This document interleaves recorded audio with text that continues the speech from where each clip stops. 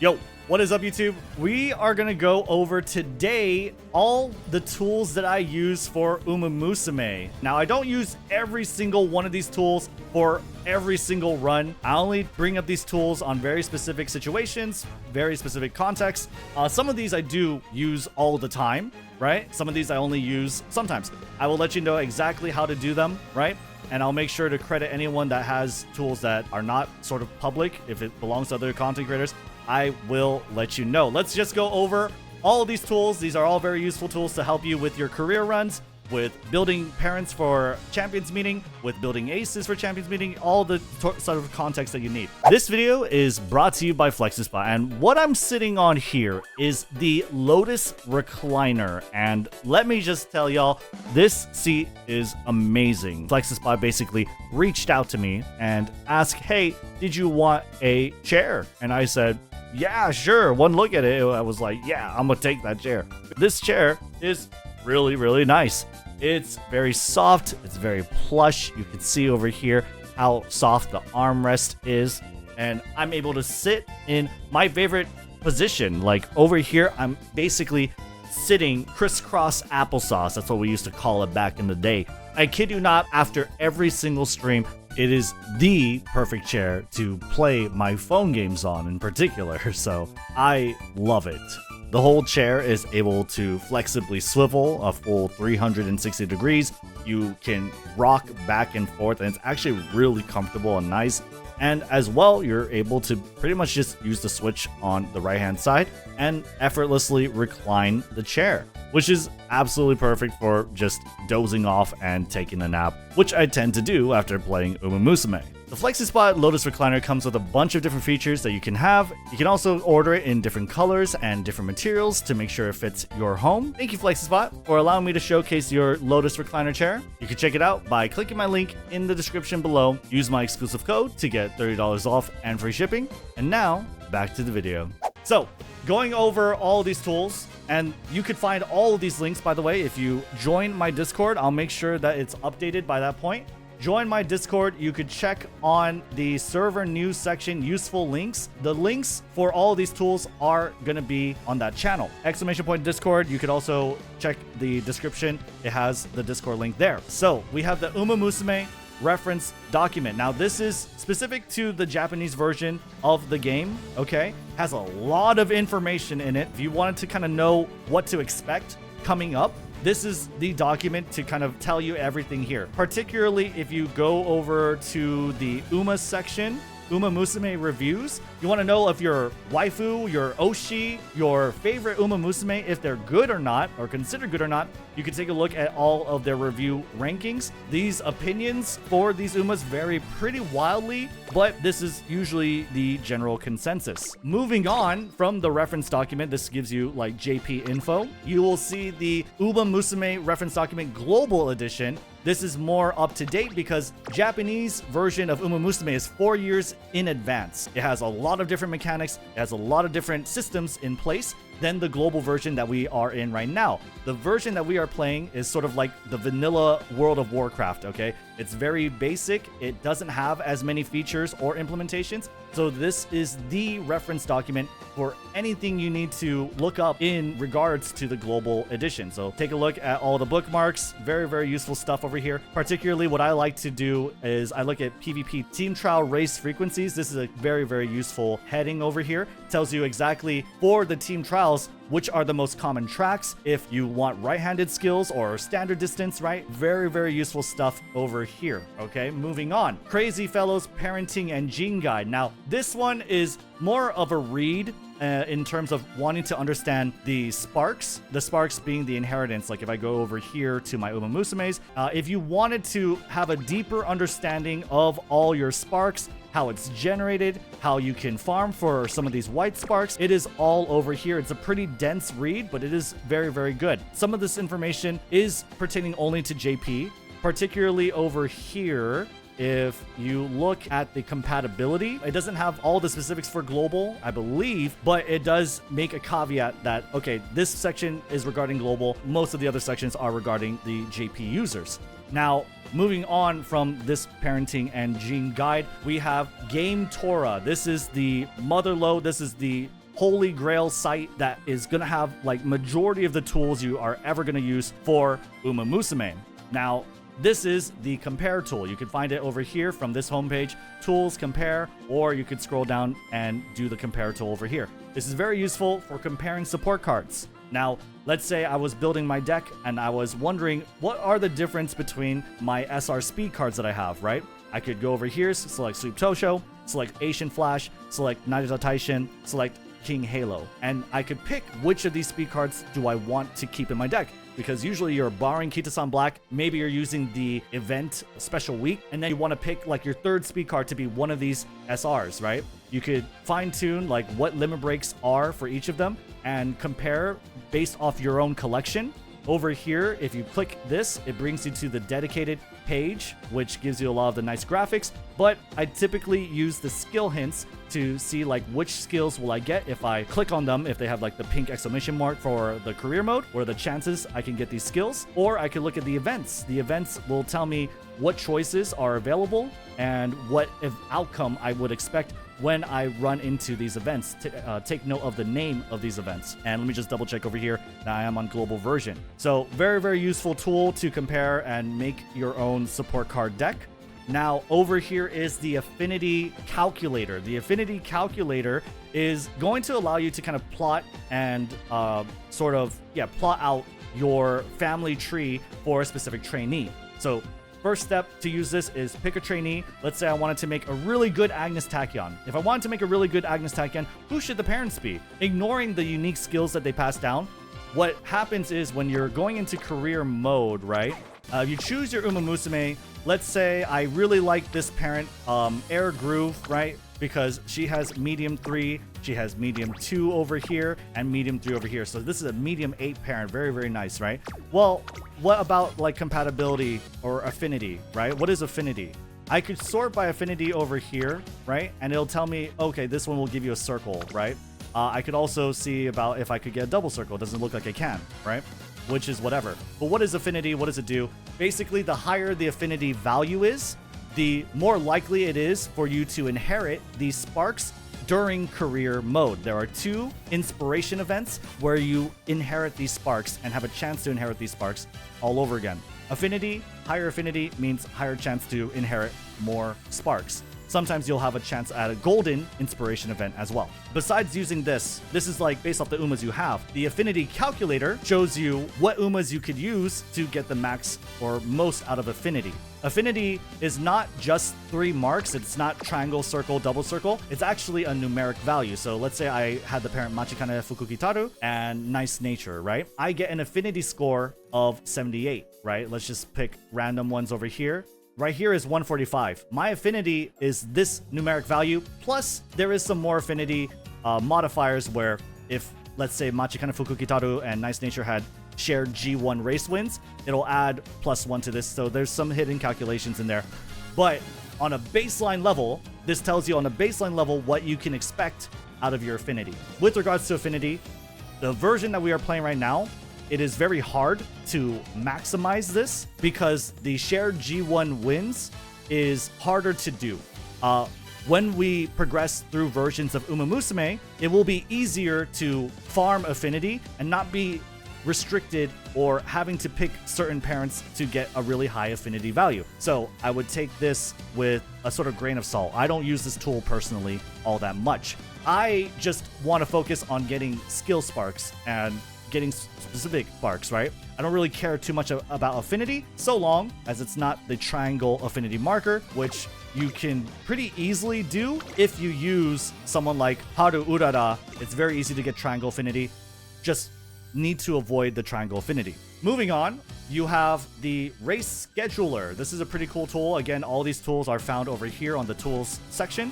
You can select a character. Let's say you want to make a really good gold ship for your Taurus Cup. Or better yet, let's say you're trying to make a very good parent, right? This is especially useful if you're trying to make a good parent. We're trying to make a good Maruzenski parent. Okay, let's change the values for the aptitudes for whatever we have after we've, had the parent. So long A, okay, I could change long A. I could get a suggestion, or rather the availability of G1 races that Maruzenski can run that would be very useful to me. Okay, these are all the races that are available. You could hide the objective races, which are the races that are in her career info, but you could also show them as well. Why you would use this is to just be aware of which races are available, because when you are making a good parent, what you really want to be able to farm are G1 race sparks. So what are G1 race sparks? Well, if you get first place in Hopeful Stakes, you will get a Hopeful Stakes spark, speed or stamina. Let me see if I could pull up an example over here. This is going to be for my Karen-chan, the Karen-chan grandparent. She has an Okusho spark. I can go through all my parents and try to find out, okay, what's an Okusho spark? But the easier way is to just say, hey, for Okusho, what spark can I get? It's going to be a spark that gives you a skill hint for Hanshin Racecourse. This is a skill, and guts, right? And what do you get for like these stats, right? I believe you get like 3, 6, or 9, the stat, if I'm not mistaken. You could follow this here in the Crazy Fellows guide if you wanted to really know the specifics. But essentially, if I'm trying to make a good parent, let's say for Taurus Cup, I'm going to want to look for sparks for my parent to have Tokyo Racecourse. The Taurus Cup is taking place on Tokyo turf, 2,400 meters. So Tokyo Racecourse spark is particularly very, very useful. So I want to target Tokyo Yushin, Yasuda Kinen, Japanese Oaks, right? These are the races that I want to target if I'm raising a Maruzenski parent that is meant to be a parent for someone on my Taurus Cup ace. There you go over there for the G1 race sparks for the race scheduler. That's the utility of it.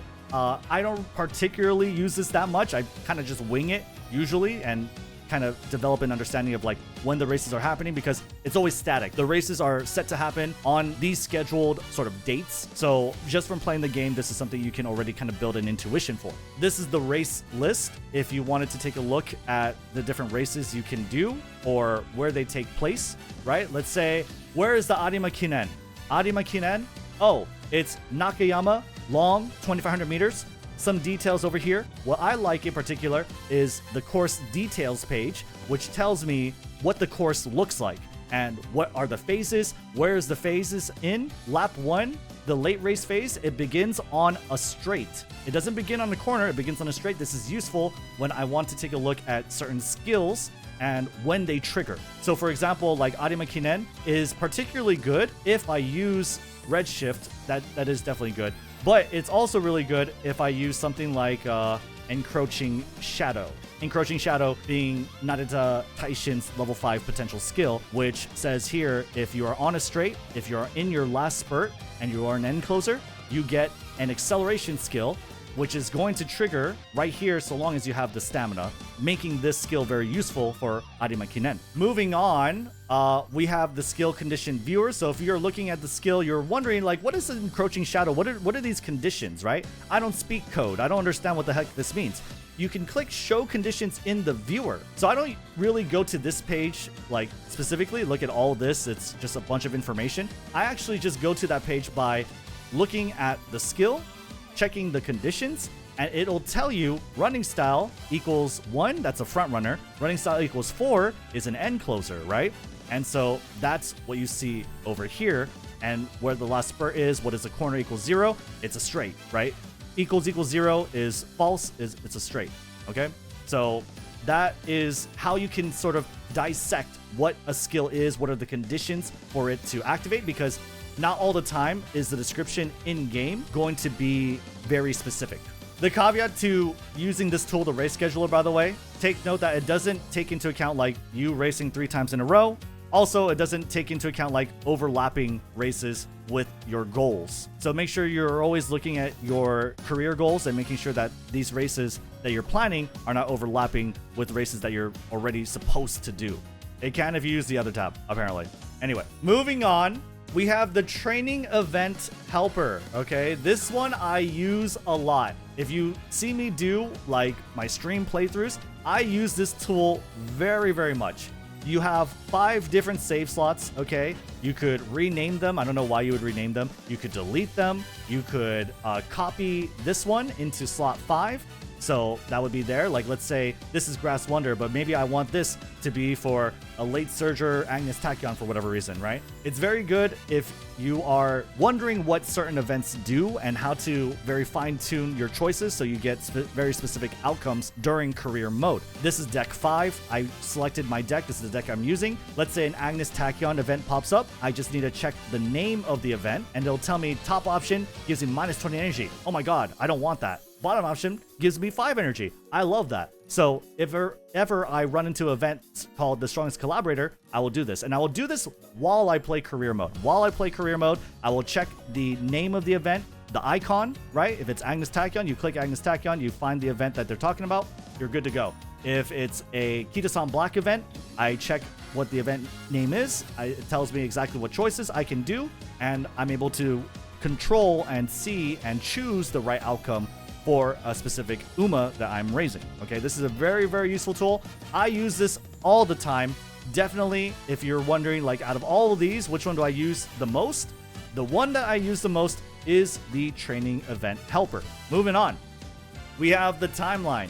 So it'll show you today where we are in the timeline of predicted dates when new banners will drop. And so this is useful if you're planning out which Uma, which support cards you're looking for. Let me say I'm looking for Riko Taka, I don't remember her name, but the Riko card event. Well, that's just estimated to be November 4th. These are all approximations based off the rate of banner release dates that we've had since, but they should be updated, sometimes not immediately, but give it some time, it should update itself and have the right rate. Okay, so Riko is going to appear on November 4th, 2025, right? That's the estimated date. If I wanted to, let's say, ask, when is Summer Maruzenski, right? Maruzenski, Summer Maruzenski, that's going to be in October 12th, 2025. Make sure you save for that because she's hot and she's pretty good. Moving on from the timeline, this is Moe Timeline. Again, all these links will be in the description below and in my Discord on the Useful Links channel. We have the Umamusume Friend DB. This is a friend database that was originally made for Japanese users. And essentially, what users do will, if they want people to borrow their cards or their Umamusume, they will register their trainer ID. They will put their trainer ID, and then they will add a certain card or their Umamusume, right, that they have to borrow into this database. What this is useful for: if I go home, if I go friends, let's say I want a medium 9, a medium distance 9-star Uma. I will go ahead and let's say I want to have a URA finale scenario. I could be very specific. Let's say I want this to be like stamina. I want at least 3 stars of stamina on that parent. We could search and we could find friend codes or friend IDs that have this specific specification. I can hit the copy button. I can go to ID search. I can paste it, and then I could see and check, hey, does this seem correct? Okay, stamina, wit, stamina, that seems about right. You have medium 9-star. Perfect, that's great. I'll go ahead and follow. I already follow this person apparently. Besides just looking for Umas to use for sparks, very likely what you're using is, how can I get a max limit break Kita-san Black friend? Well, you click the support card, you click Kita-san Black, and you select for limit break version and search. And then you're able to find a bunch of users. There are a bunch of users. If you do this search, it will say 10 users. Why does it say 10 users? It says number of search over here. I don't know how far you can bump this. I don't know what it is exactly, but you'll know that if this equals this, then there are probably more users for you to look for. Sometimes they already are taken. Like if I do this over here, if I do an ID search, you might see that they're already maximum followed.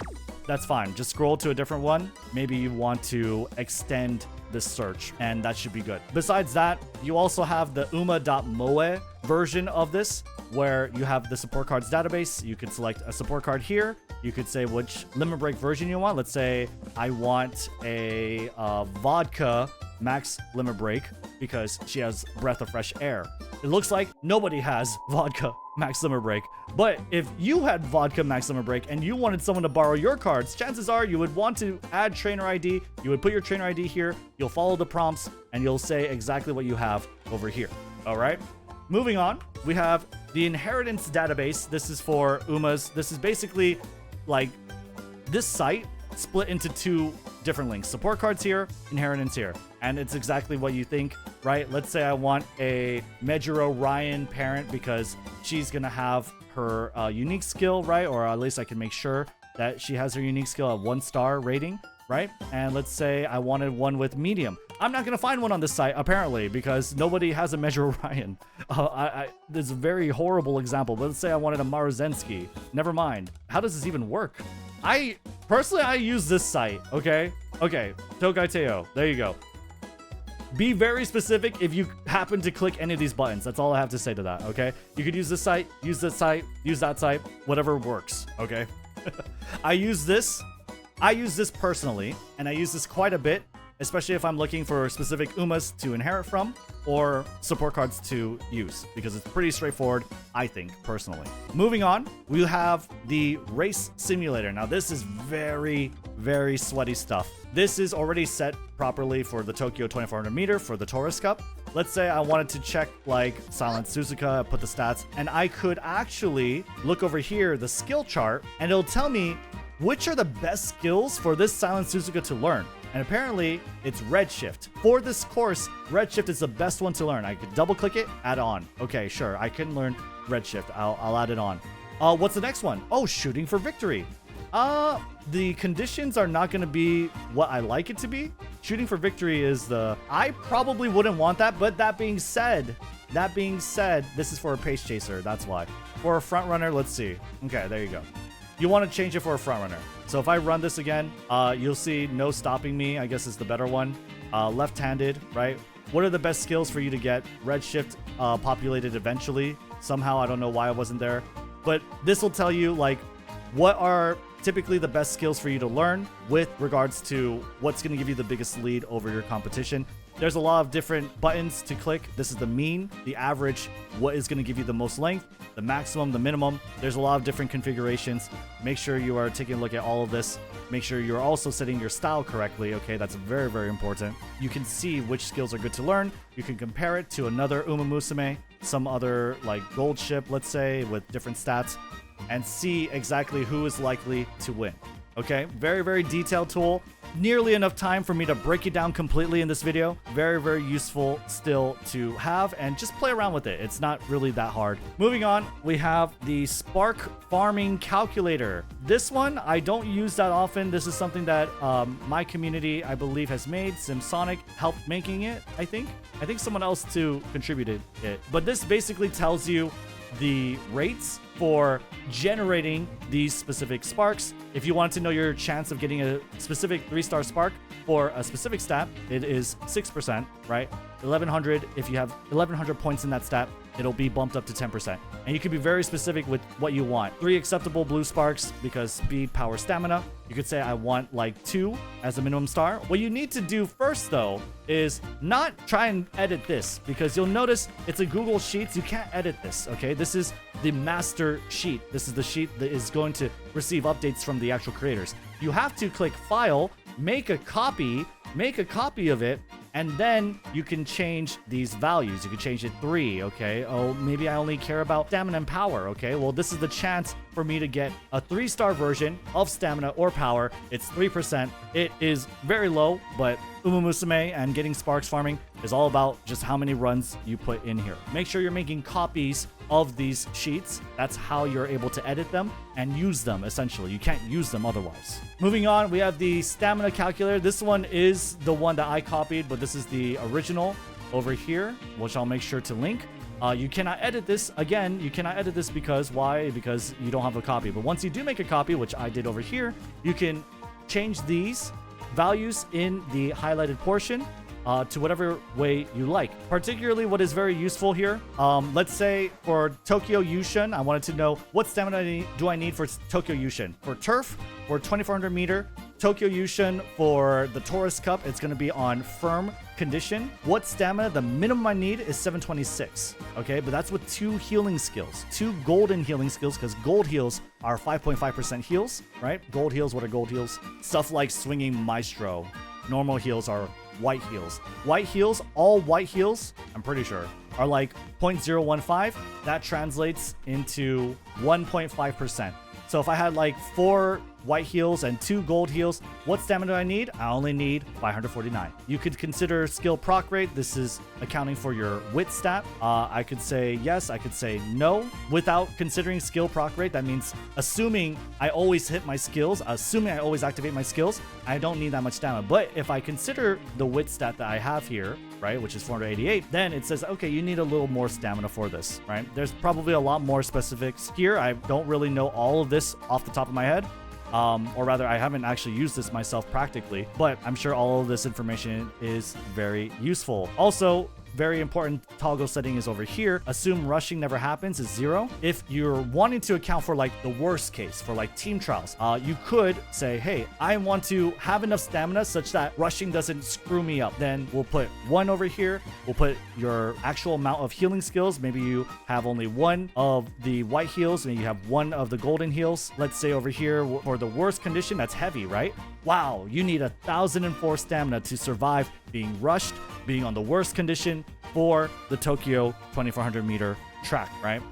Now, moving on from the stamina calculator. This one is very useful, but I don't use it that often. I usually just try and eyeball like how much stamina I need. But it is very useful if you're trying to build like your team trials team or any UMA really for very specific context. Moving on from this though, it is not this one because that's the actual sheet. The rating calculator. The rating calculator I've basically never used. However, this is good if you are in particular, let's say for the upcoming Tourist Cup, for whatever reason, you wanted to min-max being in the open league, which is restricted to B rank or lower UMAs. You could min-max and figure out what you need for stats, what you can buy for skills to make a B rank UMA. Make sure, again, you are making a copy of the sheet because I cannot change anything on this sheet, right?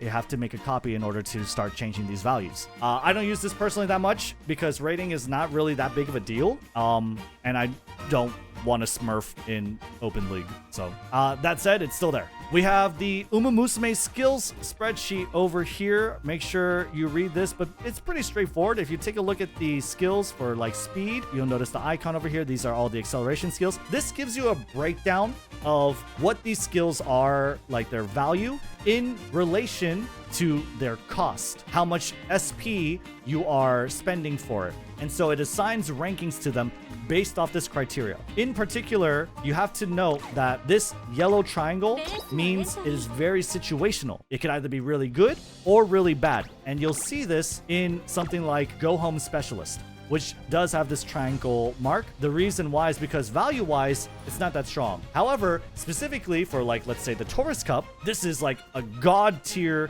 healing skill. This is the Raise Potential level 5 skill for Gold Ship. Her healing skill is an end closer. It's a very, very good skill for Tourist Cup, but over here, just keep in mind, these rankings are meant for different context team trials, for PvP, and also it doesn't take you into account very specific contexts. Moving on, we have the Carat guide from Henry Handsome Derby. His channel will be linked. His tool will be linked. I've never used this tool. I've heard very good things about this tool. This is very good for planning out your carats, what you can expect to receive, according to pretty much everyone that has said this to me. So he has the link to the tool over here. I'm not going to go over it because it says over here he doesn't want us to go over it and like tell exactly how to use it, which is fine. I have no problem with that. Watch his video, use the link from his video, and subscribe to his channel. I'm sure he makes really good guides. I'm subscribed to him. I'll like this video. I've never watched it, but I'll like the video because I'm sure this is a very good tool for free-to-play players to kind of predict where they will be in terms of carats at certain dates and certain timelines. Moving on, we have the support card tracker. This was actually submitted to me very recently through my chat. It's very cool. It's very similar to the game Tora calculator, or rather the comparison tool. It allows you to make your own card collection, okay, with certain LB. What about like with Kitasan Black, right? Or speed, right? I have Kitasan Black at Limit Break 3, right? At the level, I'm pretty sure 45 is the max, right? I can manage, import, export this collection and run comparisons of all the cards that I have to fine-tune what kind of decks I want to build. Let's say I was looking for speed. I wanted to compare the SRs. Remember, that's a pretty good example. I would click all of these. This is for 35, though. Let's set them to limit break 4. I would click all of these, run a comparison.